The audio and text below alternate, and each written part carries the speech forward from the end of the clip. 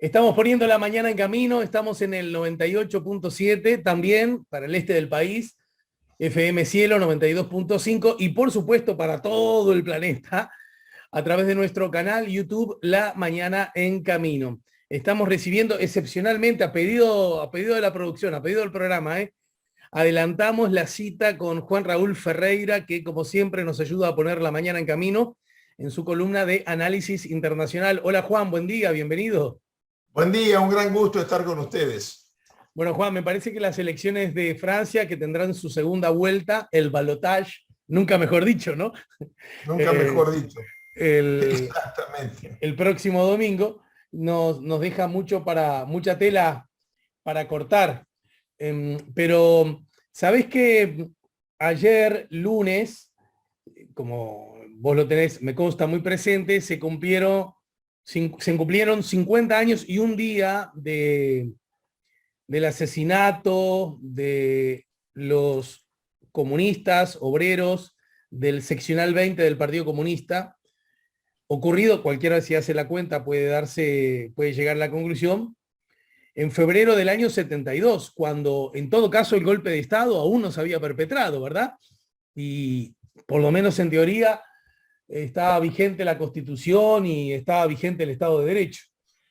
Y más allá del acontecimiento que creo que vale en sí mismo y sobre el cual se pueden hacer análisis muchos y diversos, a mí me interesaba, teniendo en cuenta la importancia que las fechas redondas tienen en nuestra civilización, en nuestra cultura, que hicieras una referencia al asunto, porque me consta, ya lo hemos hablado en más de una oportunidad, vos vivís el acontecimiento, el episodio, desde el punto de vista histórico y vivencial, muy de cerca, ¿no? Sí, a mí me marcó la vida, que en mi vida hubo un antes y un después de aquel 17 de abril, porque yo era muy joven, Alejandro, tenía 19 años prácticamente recién cumplidos. Y Arismendi, Rodney Arismendi, que habla mucho de un Uruguay que yo no quiero que se pierda, que es el de la solidaridad, hasta el afecto personal, no solo político, entre gente que estaba en las antípodas ideológicas, pero poco importaba en momentos como ese tipo de temas. Yo creo que eso se ha ido perdiendo, ¿no? Y Rodney Arismendi, cuando se entera, antes de llegar a la 20 sección, le avisa a mi padre. Y mi padre, en esa actitud que yo varias veces he dicho que no terminaba de entender hasta ahora de viejo, que pienso que a lo mejor él se imaginaba que íbamos a tener que atravesar juntos algunos momentos muy difíciles, como ocurrió, bueno, un par de años después en Buenos Aires. Mi padre me lleva a la 20 sección. Acababa de llegar Rodney Arismendi y más nadie. Al rato llegó Selmar Michelini, Héctor Gutiérrez Ruiz, y el panorama era tremendo. Yo, en lo personal, no lo oculto, no me da vergüenza reconocerlo. Nunca había visto un muerto. Y ver aquellos cuerpos tirados, antes de enterarnos que había sido una muerte tan a sangre fría, ¿no?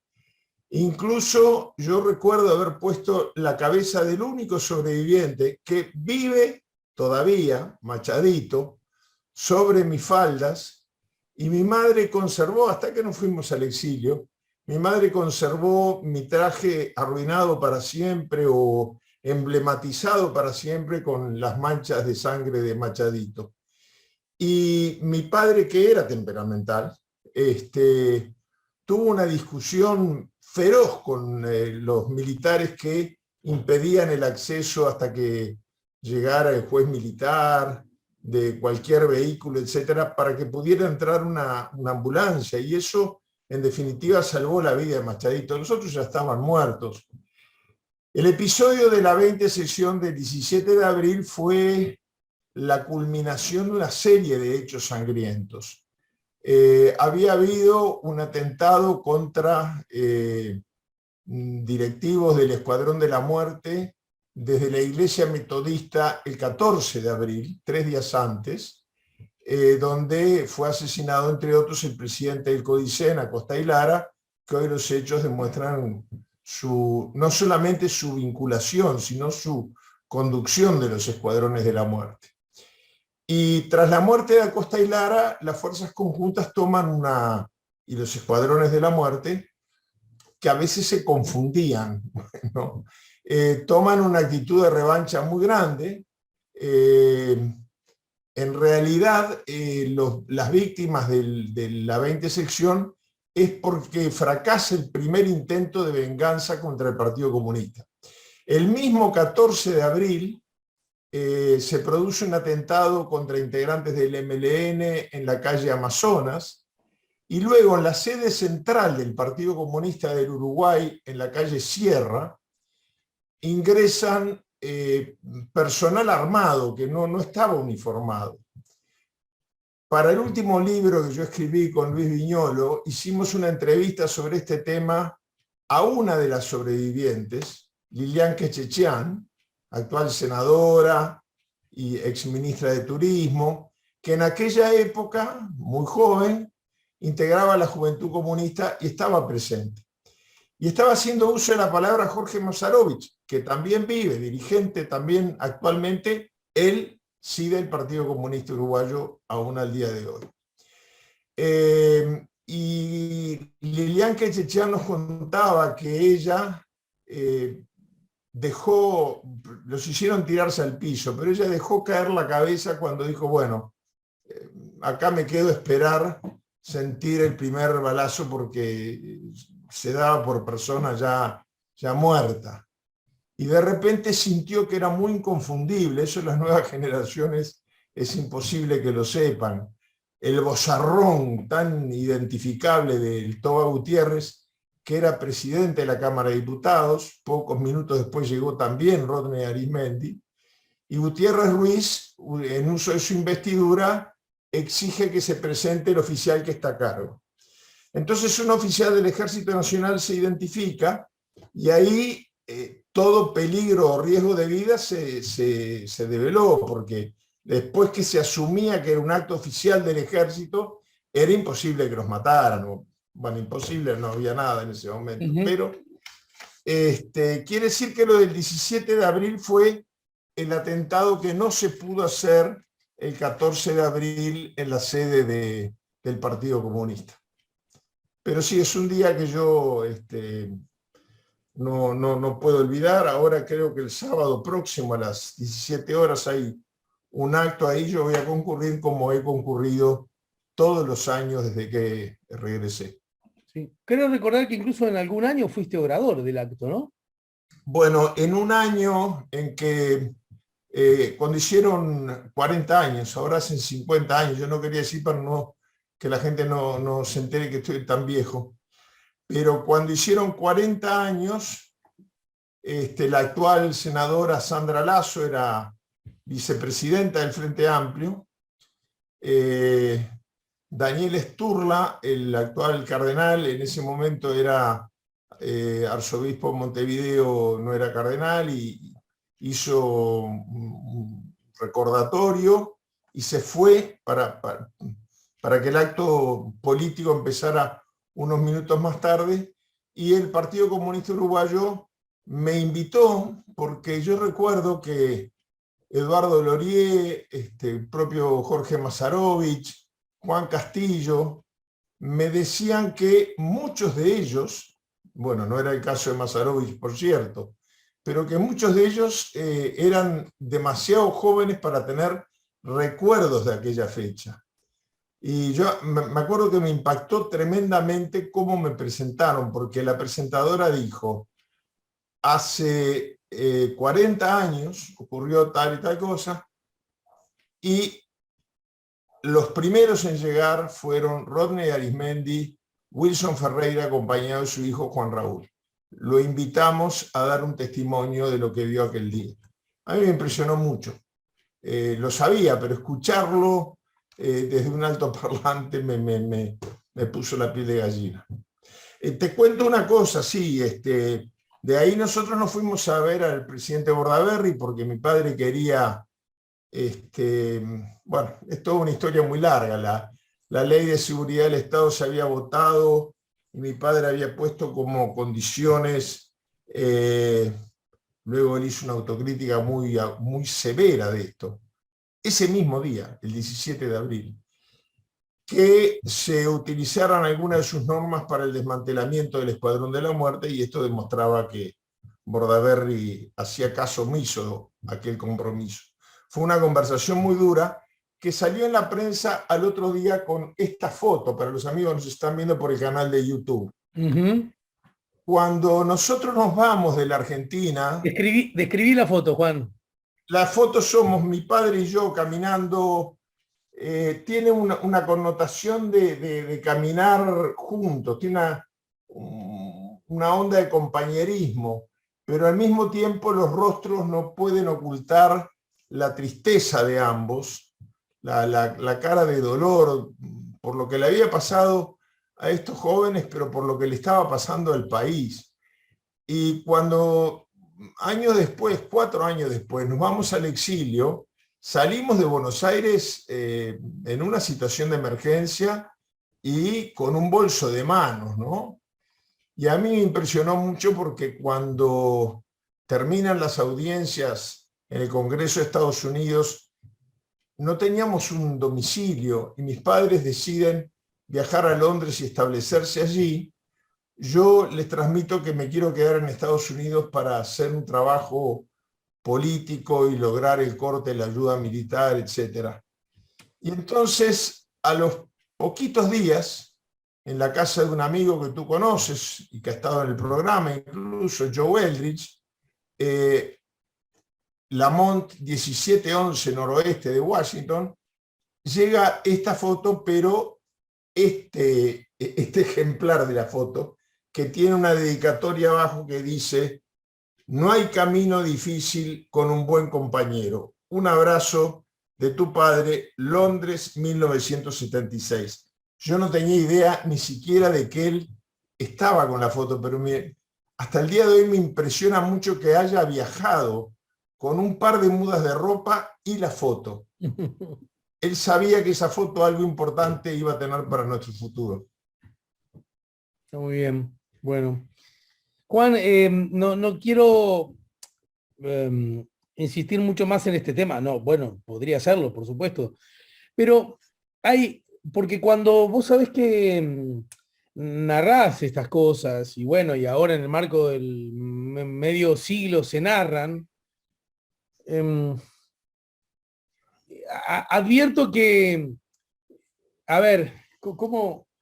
Advierto que algunas voces, bueno, supongamos que algunas son voces profesionales, pues están usando identidades quizás no del todo fidedignas a través de redes sociales, especialmente Twitter.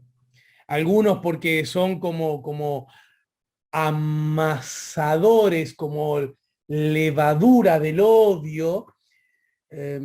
Y otros porque, francamente, supongo que, aunque suene contradictorio, con buena intención están calibrando, desde mi perspectiva, muy mal las cosas, porque acá me parece que lo primero que hay que hacer hincapié en aquellos acontecimientos cuando uno los ve es el asesinato de la fuerza del Estado que posee las armas a militantes políticos.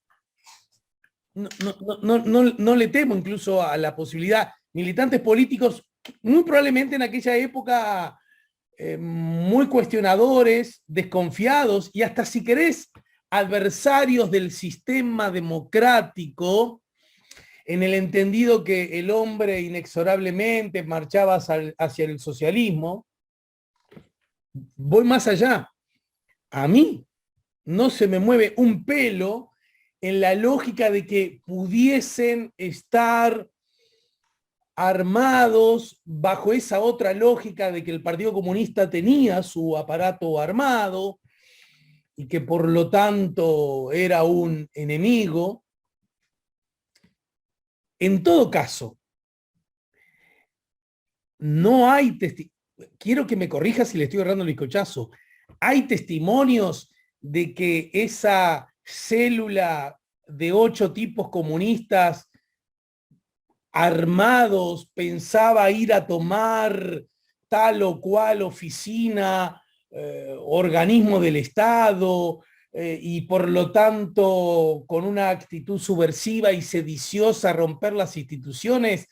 Es decir, voy más allá. Dispararon frente a los oficiales de las fuerzas conjuntas para obtener, es decir, fue esto en el marco de un enfrentamiento. Sí, se entiende perfecto la pregunta. Ayúdame a entenderlo, porque me suena que hablamos de la locura desenfrenada, pero la locura desenfrenada protagonizada por el Estado, y agrego con mucho dolor que me impacta ver cómo personas, aún sintiéndose lejanas, adversarias, muy adversarias de cualquier idea de izquierda, progresista o comunista, no adviertan la dimensión de la tragedia humana. Sí, bueno, en el caso de los comunistas de la 20 sección, eran militantes que se estaban preparando para una pentada o una pegatina. Fueron hechos salir y no solamente se registró el local sin encontrar una sola arma, sino que además se les chequeó, se les revisó a cada uno antes de matarlos a ver si tenían algún arma, y luego los fueron literalmente fusilando uno a uno, y después que creían que estaban todos muertos, los ametrallaron sin advertir que Machadito estaba herido y no muerto. Ahora bien, creo, yo esto no tengo pruebas, pero creo que el operativo pasaba por hacer creer que estaban armados, ¿no? Y que se iban a poner armas. Y que esta es la razón por la cual no tiene ninguna explicación desde el punto de vista humano que se impida el acceso de una ambulancia durante tanto rato. Y si no hacen valer con mucho coraje y fuerza personal su condición de inmunidad parlamentaria y de fueros, porque los fueros también implican no solamente no poder ser detenidos por la autoridad, sino la capacidad de acceder a lugares que eran claves para su labor parlamentaria. Y yo creo que la intención era, no se esperaron que ni Arismendi ni Wilson, yo fui un mero testigo, pero ellos fueron protagonistas del episodio, llegaran antes de que tuvieran tiempo de ocultar armamento. Yo no tengo ninguna duda, porque esto fue después de los hechos de la calle Amazonia, que fue una represalia contra el MLN, y el MLN era una fuerza insurrecta armada. Tenía una gran diferencia de visión estratégica sobre el tema con el Partido Comunista. De todas maneras, yo coincido contigo que estos días, esta invitación del ministro Javier García y de la apertura como museo de la cárcel del pueblo, ha generado confusión en sectores muy importantes de la opinión pública. Yo tengo amigos muy queridos con los cuales he intercambiado ideas, porque todo esto apunta a la visión de los dos demonios, de que el golpe de Estado fue un enfrentamiento entre los dos demonios, entre la lucha armada de derecha y la lucha armada de izquierda. Y esto no es así, pero no es así más allá que porque los tupamaros estuvieron presos tantos años, torturados, bueno, ni que hablar los rehenes que fueron sometidos al trato que ya se conoce incluso alrededor del mundo, a través de la película La noche de los 12 años, etcétera, etcétera. Pero además, yo creo que hay un detalle que no podemos olvidar. No es lo mismo cuando mata a un civil, sea o no miembro de una organización política, que cuando el aparato coercitivo del Estado se ejerce para cometer un asesinato. Para lo otro está el derecho penal, pero el aparato armado del Estado está para proteger la seguridad y la vida de los ciudadanos. Sí, claro. Yo creo que estos operativos publicitarios apuntan a borrar la idea de los crímenes de lesa humanidad y de terrorismo de Estado que, de acuerdo a tratados internacionales que hemos firmado y ratificado, son imprescriptibles. Entonces, cuando uno escucha hace pocos días quién fue un legislador de la coalición de gobierno decir que estaban mal detenidos todos los presos de Domingo Arenas porque los delitos habían prescrito.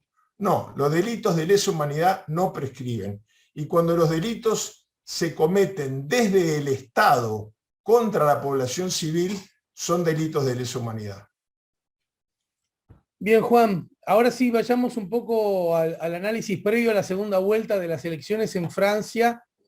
Por ahí me parecía, te lo tiro para provocarte, ¿no? Y un titular del diario argentino, Página 12, Macron y Le Pen buscan conquistar el electorado de izquierda, y esto ya deja de alguna manera, si alguien no supiera nada de cómo está la cosa, deja implícitamente aclarado que no está a la izquierda en esta disputa, ¿no?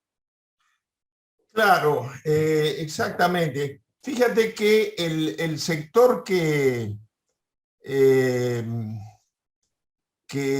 festejó, que celebró más la elección presidencial fue el sector de ultraderecha que obtuvo más de 20 puntos del candidato que le seguía.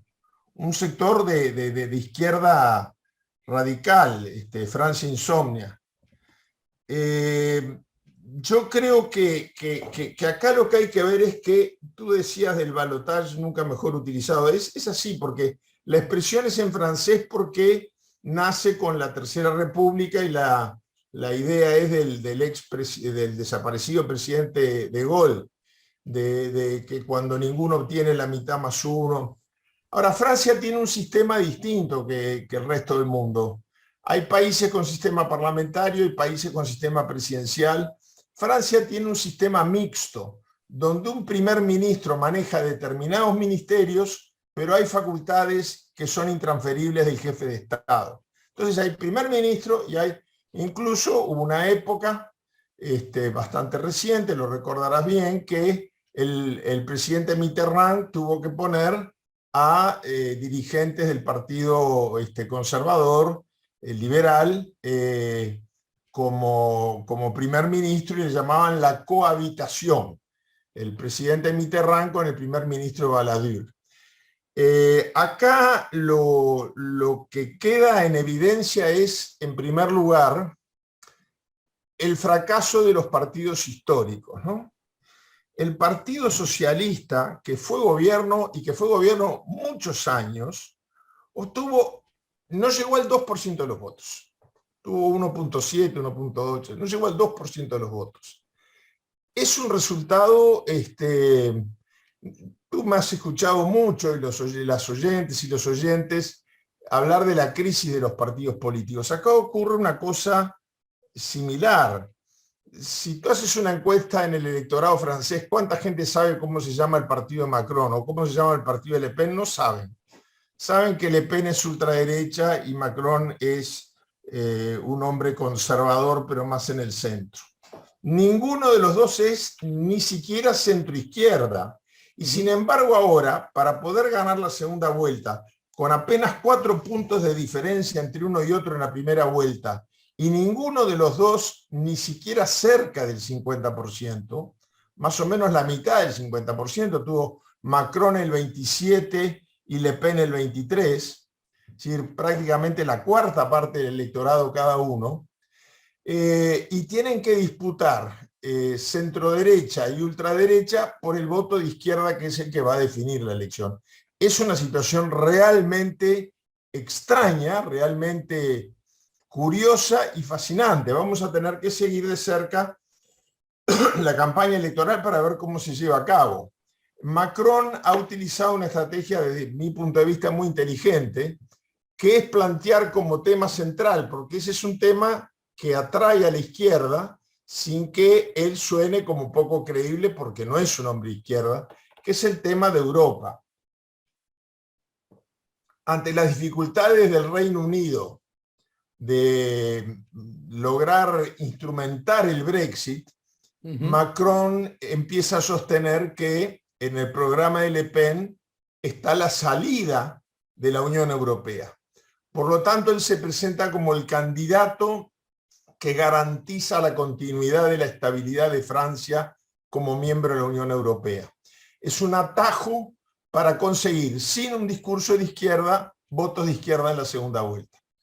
Me parece interesante por lo que he leído, ¿no? El fenómeno, lo que podríamos llamar la izquierda un poco más a la izquierda, un poco más radical, representada por Mélenchon, que en definitiva terminó colocándose en ese tercer lugar con un 22%, ¿verdad? Y bueno, y de hecho va a ser el fiel de la balanza ese electorado, ¿no? Sí, exactamente, exactamente. Sí, fundamentalmente lo que él personalmente diga va a estar llamado a influir mucho. Yo creo que también es cierto, por eso los que no entran a la segunda vuelta están actuando con mucha prudencia, aunque algunos resultados, como el suyo propio, den para festejar, para celebrar. Pero no es una operación aritmética, y yo creo que los candidatos presidenciales que no van a la segunda vuelta son conscientes de ello. Si hay una crisis de partidos políticos, si los grupos organizados de la sociedad civil juegan un papel más importante que los partidos como tales, bueno, no sería una buena idea de un candidato presidencial decir: mi partido decide apoyar a Macron o apoyar a Le Pen. Pero en todo caso, además, ¿para qué arriesgar a perder una elección cuando ya han sido ganadores? La izquierda es la gran ganadora. Y fíjate qué paradoja, ¿no? La izquierda es la gran ganadora de las elecciones de Francia en la primera vuelta, y sin embargo ningún candidato, ni siquiera de centro izquierda, llega al balotaje. Termino citando este artículo de Febro, Eduardo Febro, en página 12, que a su vez cita a Veronique, una editora parisina, que se siente arrinconada y que lo expresa así: votar por Macron es elegir el castigo social. Votar por Le Pen es elegir todo lo contrario a lo que es Francia. Y además, el castigo social. Sí, claro, claro. Está muy bien, exactamente. Bueno, lo cierto es que, a diferencia de nuestro sistema, la primera de la segunda vuelta son bien cercanas, ¿no? Sí, claro. Esto es una corrida muy, muy rápida. Yo creo que está bien que la segunda vuelta sea más cercana, porque es la continuidad de la campaña electoral, no es iniciar una nueva campaña electoral que termina saturando a un electorado en tiempos donde la tecnología, la comunicación, el mundo anda a otra velocidad, los sistemas políticos tienen que adaptarse a eso también. Claro. Bueno, Juan, te abrazo, te agradezco como siempre, especialmente por esta predisposición a cambiar tu día. Bueno, sucede que algunos compromisos, la gente ya sabe, yo en su momento avisé relativamente, porque por contrato estaba inhibido de dar demasiados detalles. Hoy arranca MasterChef y estoy en grabaciones de ese asunto precisamente, y por lo tanto excepcionalmente no estamos un miércoles y excepcionalmente no estamos en vivo, pero bueno, quería que la gente supiera de la siempre buena predisposición que tenés para con este proyecto, Juan. No, la buena predisposición mía fue no haber dicho nada de MasterChef. Ahora tú lo dijiste, pero la verdad que estoy ansioso de verte y además esperando que me invites a comer alguno de los manjares a tu casa. Bueno, a casa te puedo invitar cuando quieras, pero vamos a ver qué pasa hoy. A lo mejor Como toco y vuelvo, ¿eh? No se sabe. Uno tiene que salir, a lo mejor me toca a mí. Mucha suerte en la cocina. Gracias. Un abrazo grande. Bueno, Juan, te abrazo y te agradezco y saludos a la familia. Juan Raúl Ferreira nos acaba de ayudar a poner la mañana en camino. Nos vamos a la pausa, estamos en el 98.7, vamos a recibir a Marcia Collazo en un ratito nada más.